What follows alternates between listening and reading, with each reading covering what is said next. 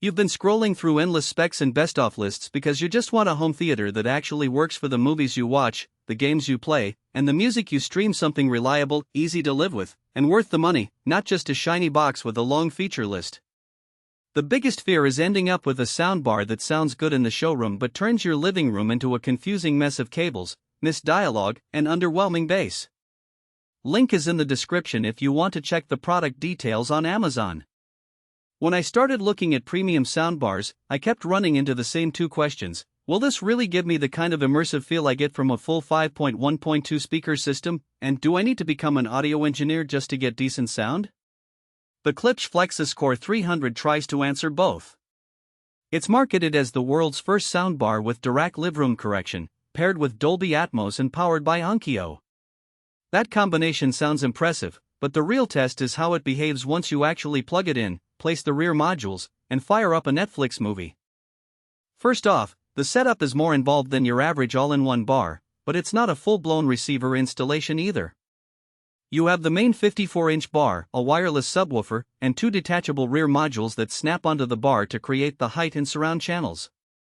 The biggest hidden trade-off is the need for a small amount of floor space behind the TV and a clear path for the rear modules to sit on either side.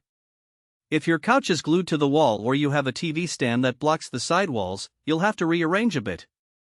Once you get the pieces in place, the Klipsch Connect Plus app walks you through the Dirac calibration. You plug a tiny microphone into the bar, the app runs a series of sweeps, and then it automatically adjusts the EQ to match your room's dimensions, furniture, and even the hardness of your carpet. That calibration step is where the Flexus Core really pulls ahead of the competition. Most soundbars rely on generic presets: dash movie, music, dialogue, and you end up tweaking them by ear, which is frustrating if you're not an audio nerd. Dirac Live, on the other hand, measures the room's acoustic response and compensates for echo, standing waves, and bass buildup. In my living room, which has a large window on the left side, the system automatically softened the high-frequency reflections that would have made dialogue sound thin. The result was a clearer center channel without you having to manually raise the vocal levels. Dolby Atmos is another headline feature that often feels gimmicky in thin soundbars because the height effects are simulated. With the Flexus Core's upfiring rear modules, those Atmos cues become actual vertical sound sources. Watching an action movie where a helicopter flies overhead, you can hear the rotors actually rise above you, and the effect is more convincing than a virtual Atmos algorithm. For gaming, the height speakers add a subtle but noticeable edge. Explosions and rain feel more three-dimensional, which can improve immersion without overwhelming you. Now, who should consider buying this? If you're a movie enthusiast who wants a step up from a typical 2.0 or 2.1 bar, and you have a medium-sized living room, roughly 1,215 feet across, the Flexus Core offers a genuine 5.1.2 experience without the need for wall mounting or running speaker wire through the ceiling.